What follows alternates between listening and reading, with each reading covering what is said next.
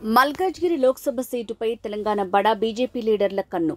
దేశంలోని మొత్తం 545 లోక్సభ నియోజకవర్గాల్లో అత్యధిక ఓటర్లు ఉన్న నియోజకవర్గం మల్కాజ్గిరి.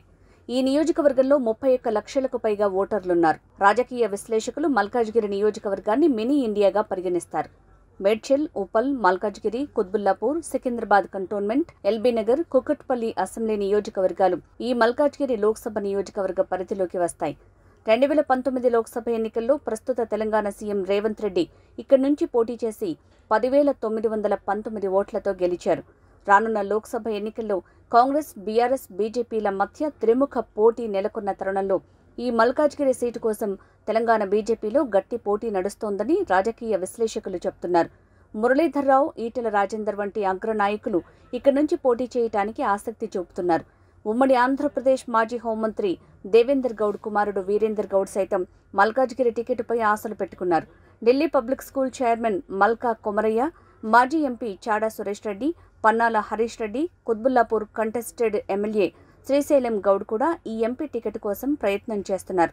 ఇటీవలే జరిగిన తెలంగాణ అసెంబ్లీ ఎన్నికల్లో ఈటెల రాజేందర్ హుజూరాబాద్, గజ్వేల్ నియోజకవర్గాల్లో ఓడిపోయిన విషయం తెలిసిందే. రాష్ట్ర వ్యాప్తంగా ఆయనకు అనేక పరిచయాలు ఉన్నాయి. తెలంగాణ ఉద్యమంలో ఈటెల కీలక పాత్ర పోషించిన విషయం తెలిసిందే. తెలంగాణ ఆర్థిక శాఖ మంత్రిగా, వైద్య ఆరోగ్య శాఖ మంత్రిగా పనిచేసిన అనుభవం ఈటెల రాజేందర్ సొంతం. నిత్యం ప్రజలతో మమేకమయ్యే నాయకుడు కావడంతో వచ్చే లోక్సభ ఎన్నికల్లో ఈటెల రాజేందర్ పోటీ చేయాలని తన శ్రేయోభిలాషులు ఆయనకు సూచిస్తున్నారు.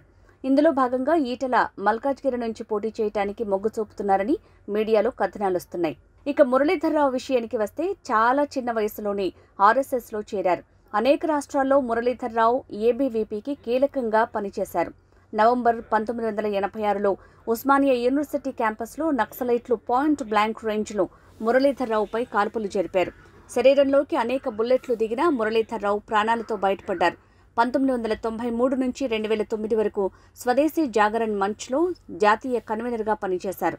బీజేపీ జాతీయ ప్రధాన కార్యదర్శిగా పనిచేసిన అనుభవం కూడా మురళీధర్ రావుకు ఉంది.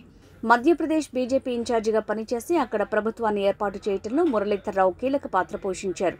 ఇటీవలే ఒక ఇంటర్వ్యూలో మల్కాజ్గిరి నుంచి పోటీ చేస్తారని ఆయన ప్రకటించారు. ఆ విషయం బీజేపీ అధిష్టానానికి కూడా చెప్పానన్నారు.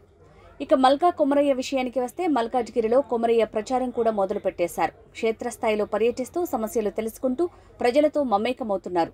టికెట్ తనకే ఇస్తారనే నమ్మకం ఉందని ఒక మీడియా ఛానల్కి ఇచ్చిన ఇంటర్వ్యూలో మల్కా కొమరయ్య చెప్పారు.